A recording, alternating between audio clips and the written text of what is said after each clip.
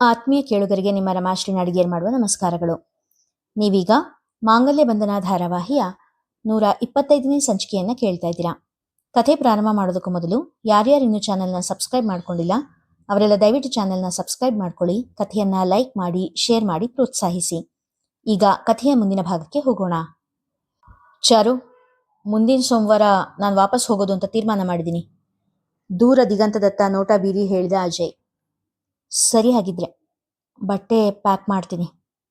ಒಂದು ಚೂರು ವಿರೋಧ ತೋರಿಸದೆ ಒಪ್ಪಿಕೊಂಡವಳ ಮಾತು ಕೇಳಿ ಅಜಯ್ನ ಹೃದಯದಲ್ಲಿ ಮುಳ್ಳು ಚುಚ್ಚಿದ ಅನುಭವ. ಚಾರುವಿನ ಜೊತೆ ಕೂಡ ನನ್ನ ಹಣೆಯಲ್ಲಿ ಬರ್ದಿಲ್ಲ. ಅಪ್ಪ ಯಾರೋ ಗೊತ್ತಿಲ್ಲ, ಅಮ್ಮನಾಗ ಉಳಿಲಿಲ್ಲ, ಒಡ ಹುಟ್ಟಿದವರು ಅವ್ರವ್ರ ತಾಯಿ ತಂದೆ ಜೊತೆ, ಮತ್ತೀಗ ಕೈ ಹಿಡ್ದೋಳು ಕೂಡ. ನೆನೆಸಿಕೊಂಡವನ ಹೃದಯ ಭಾರವಾಗಿತ್ತು. ಇಲ್ಲಿ ನೋಡಿ ಎನ್ನುತ್ತಾ ಅಜಯ್ನ ಹತ್ತಿರ ಬಂದು ನಿಂತಳು ಚಾರು. ಅಲ್ಲಿಂದ ತಂದಿರೋ ಎಲ್ಲ ಬಟ್ಟೆಗಳನ್ನ ವಾಪಸ್ ಒಯ್ಯೋದಕ್ಕಾಗೋದಿಲ್ಲ. ಜಾನತೆ, ಶೋಭತೆ, ಯಶೋಧಾಜ್ಜಿ ಎಲ್ಲ ಒಂದಿಷ್ಟು ಉಪ್ಪಿನಕಾಯಿ, ಹಪ್ಪಳ, ತೊಕ್ಕು ಅಂತ ಏನೇನೆಲ್ಲ ಮಾಡ್ಕೊಡ್ತಾರೆ. ಹೇಗಿದ್ರು ಇನ್ನೊಮ್ಮೆ ಇಲ್ಲಿಗೆ ಬಂದಾಗ ಉಡೋಕ್ ಬಟ್ಟೆ ಬೇಕಲ್ಲ, ಹಾಗಾಗಿ ಒಂದಿಷ್ಟು ಬಟ್ಟೆನ ಇಲ್ಲೇ ಬಿಟ್ಬಿಡ್ತೀನಿ ಎಂದಾಗ ಅಜಯ್ ಅಚ್ಚರಿಯಿಂದ, ಅಂದ್ರೆ ನೀನು ನನ್ನ ಜೊತೆ ಬರ್ತೀಯಾ ಎಂದು ಕೇಳಿದ. ಅವನ ದನಿಯಲ್ಲಿ ಸಂತೋಷದ ಜೊತೆಗೆ ಅಪನಂಬಿಕೆ ಕೂಡ ಇತ್ತು. ಹೌದು, ಮತ್ತೆ ನೀವೇನ್ ಅನ್ಕೊಂಡ್ರೆ ನಿಮ್ಮನ್ ಬಿಟ್ಟು ನಾನು ಎಲ್ಲಿರ್ತೀನಿ ಅನ್ಕನ? ಅಚ್ಚರಿಯಿಂದ ಕೇಳಿದಳು ಚಾರು. ಅದು ನೀನು ಜಾನಮ್ಮ ಈ ಮನೆ ತುಂಡು ತುಂಡಾಗಿ ಏನೇನೋ ಹೇಳಿದವನ ಕೈ ಹಿಡಿದು ಚಾರು, ನನಗೆ ಜಾನಮ್ಮ, ಈ ಮನೆಯವರು, ಅಭಿ, ಅಂಜು ಎಲ್ಲರೂ ಬೇಕು. ಆದರೆ ಬೇರೆ ಯಾರನ್ನೂ ನಿಮ್ಮಷ್ಟು ಮುಖ್ಯ ಅಲ್ಲ ನನಗೆ. ಎಲ್ರಿಗಿಂತ ಹೆಚ್ಚು ನೀವ್ ಬೇಕು ಎಂದಾಗ ಚಾರುವನ್ನು ಬಾಚಿ ತಬ್ಬಿದ. ಅವನ ಬಿಗಿಯಾದ ಹಿಡಿತದಲ್ಲೇ ಅಜಯ್ ಅವಳನ್ನು ಕಳೆದುಕೊಳ್ಳಲು ಎಷ್ಟು ಹೆದರಿದ್ದ ಎಂಬುದನ್ನು ಅರಿತಳು ಚಾರು. ಅಜಯ್ನ ಕಣ್ಣಿನಿಂದ ಹರಿದ ನೀರು ಚಾರುವಿನ ಭುಜ ತೋಯಿಸಿತ್ತು. ಭೂಮಿ, ನಾನಿಲ್ಲನ್ನು ಕರ್ಕೊಂಬಂದಿದ್ದ ಕಾರಣ ಏನು ಗೊತ್ತಾ?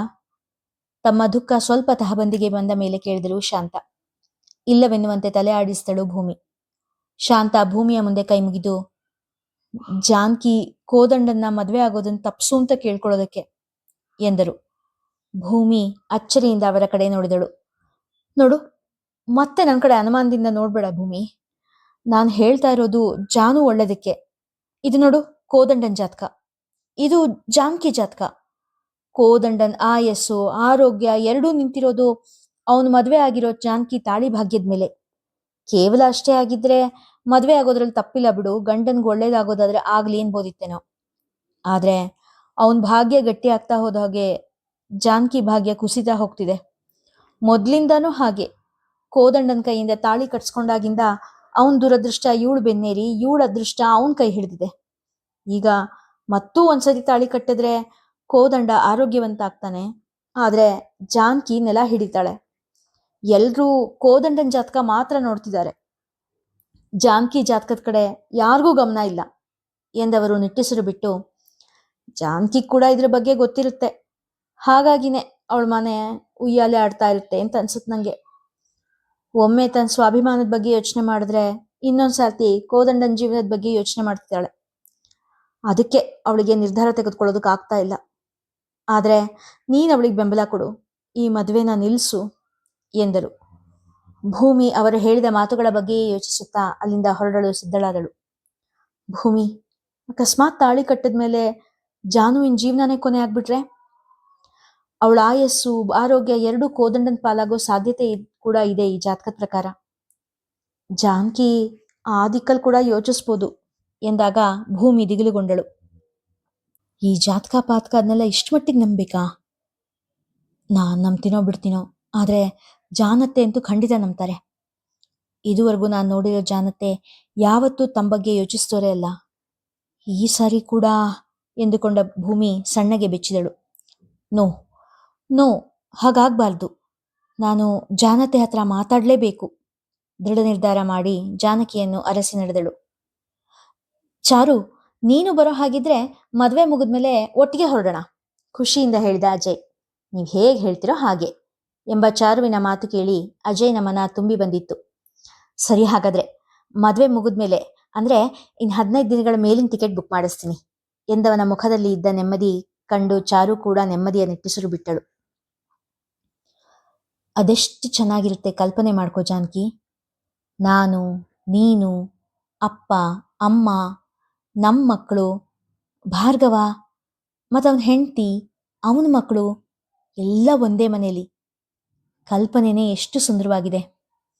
ನೀನು ಆ ಮನೆಗೆ ಯಜಮಾನಿಯಾಗಿ, ಅವರೆಲ್ಲರ ಪ್ರೀತಿ ಜಾನಮ್ಮನಾಗಿ, ನನ್ನ ಜಾನು ಆಗಿ, ಇಂಥದ್ದೊಂದು ಜೀವನ ಬೇಕು ಅಂತ ನಿನಗೆ ಅನ್ನಿಸ್ತಿಲ್ವಾ ಜಾನಕಿ? ಪ್ಲೀಸ್ ಜಾನಕಿ, ಒಪ್ಪುಬಿಡು. ಮದುವೆ ಆಗಿ ನನ್ನ ಜೊತೆ ಮನೆಗೆ ಬಂದ್ಬಿಡು. ಕನಸುಗಣ್ಣಿನ ಕೋದಂಡ ಜಾನಕಿಯನ್ನು ಓಲೈಸುವ ದಾರಿ ಹುಡುಕುತ್ತಿದ್ದ. ಸರಿ, ಈಗ ನಿಮಗೆ ಖಾರ ತಿಂದರೂ ಕೂಡ ಹೊಟ್ಟೆ ಏನು ಉರಿತಿಲ್ಲ ಅಲ್ವಾ? ಜಾನಕಿ ವಿಷಯಾಂತರ ಮಾಡಿದಳು. ಇಲ್ಲ, ಈಗ ಹೊಟ್ಟೆಲಿ ಉರಿಯೆಲ್ಲ ಏನಿಲ್ಲ. ಆದರೆ ನೀನ್ ಜೊತೆಗಿರ್ದೆ ಹೃದಯದಲ್ಲಿ ಉರಿ ಅಷ್ಟೇ. ಕೋದಂಡನ ರಸಿಕತೆಯ ಮಾತುಗಳಿಗೆ ಅದೇಕೋ ಜಾನಕಿಯ ಹೃದಯ ಸ್ಪಂದಿಸುತ್ತಲೇ ಇರಲಿಲ್ಲ. ಮೊದಲು ಅವನ ಬಳಿ ಎಷ್ಟು ಹೊತ್ತು ಬೇಕಾದರೂ ಕೂತು ಕಾಲ ಕಳೆಯುತ್ತಿದ್ದವಳು ಈಗ ಅವನ ಬಳಿಯಿಂದ ದೂರ ಓಡುವಂತೆ ಪದೇ ಪದೇ ಅವಳ ಮನಸ್ಸು ಕೂಗಿ ಕೂಗಿ ಹೇಳುತ್ತಿತ್ತು. ನಾನಿನ್ ಹೊರಡ್ತೀನಿ, ಒಂದಿಷ್ಟು ಔಷಧಿ ಸಿದ್ಧ ಮಾಡಬೇಕಾಗಿದೆ. ನೆಪ ಹುಡಿ ಎದ್ದು ನಿಂತಳು. ಹೋಗ್ಲೇಬೇಕಾ ಜಾನು? ಕೋದಂಡನ ದನಿಯಲ್ಲಿ ಬೇಡಿಕೆ. ಹೌದು, ಹೋಗ್ಲೇಬೇಕು.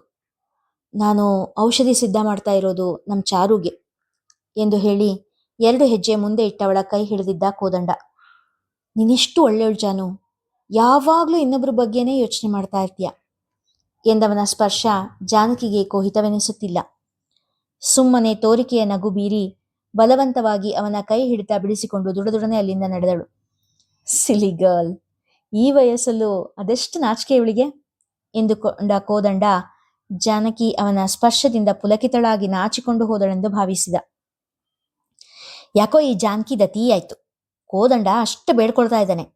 ನಾನು ಅಷ್ಟು ಸಾರಿ ಗಿಣಿಗೆ ಹೇಳ್ದಂಗೆ ಹೇಳ್ತಾ ಇದ್ದೀನಿ, ಮಕ್ಕಳು ಮದುವೆಗೂ ಮೊದಲೇ ನಿಮ್ಮ ಮದುವೆ ಆಗ್ಬಿಟ್ರೆ ಅಂಜುನ್ ಧಾರೆ ಎಡ್ಕೊಳ್ಬೋದು, ಕನ್ಯಾದಾನದ ಫಲ ಬರುತ್ತೆ ಅಂತ. ಹ್ಞೂ ಎಷ್ಟು ಹೇಳಿದ್ರು ಅಷ್ಟೆ. ಆದ್ರೂ ನಮ್ಮ ಜಾನು ಇಷ್ಟು ಹಠ ಮಾಡ್ತಾಳೆ ಅಂತ ನಾ ಅನ್ಕೊಂಡಿರ್ಲಿಲ್ಲ. ಹೆಣ್ಣಿಗೆ ಇಷ್ಟೊಂದು ಹಠ ಇರಬಾರ್ದು. ಯಶೋಧ ತಮ್ಮ ಅಸಮಾಧಾನವನ್ನು ಭಾರ್ಗವನ ಹೆಂಡತಿ ಶೋಭಾಳ ಮುಂದೆ ತೋಡಿಕೊಳ್ಳುತ್ತಿದ್ದರು. ಮದುವೆ ಮನೆಗೆ ಬೇಕಾದ ಫಲಾಹಾರ ಸಿದ್ಧ ಮಾಡ್ತಿದ್ದ ಶೋಭಾಳ ಚಿಂತನೆ ಕೂಡ ಅದೇ ರೀತಿ ಇತ್ತು. ಹೆಂಗಿದ್ರು ಮದುವೆ ಆಗೇ ಆಗ್ತಾರೆ. 4 ದಿನ ಮೊದಲೇ ಆದ್ರೆ ಹಸೆ ಮಣೆ ಮೇಲೆ ಅವರಿಬ್ರೆ ಕೂತ್ಕೊಂಡು ಮಗ ಮಗಳು ಇಬ್ರು ಮದುವೆನ ಕೂಡ ಮಾಡ್ಬಿಡ್ಬೋದು ಎಂಬ ಯೋಚನೆಯೇ ಅವರ ಮನದಲ್ಲೂ ಓಡುತ್ತಿತ್ತು.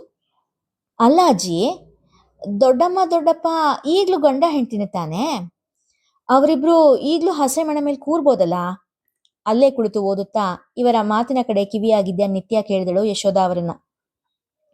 ಹೌದಲ್ವಾತೆ, ಮತ್ತೊಂದ್ಸರ್ತಿ ಮದುವೆ ಆಗದೆ ಇದ್ರು ಅವರಿಬ್ರು ಗಂಡ ಹೆಂಡ್ತಿನೇ ತಾನೆ? ಮಗಳ ಮಾತಿಗೆ ಒಪ್ಪಿಗೆ ಸೂಚಿಸುತ್ತಾ ಹೇಳಿದಳು ಶೋಭಾ. ನಾನು ಹಂಗೆ ಹೇಳ್ದೆ ಕಣೆ, ಆದ್ರೆ ಕೋದಂಡ ಒಪ್ತಾ ಇಲ್ಲ.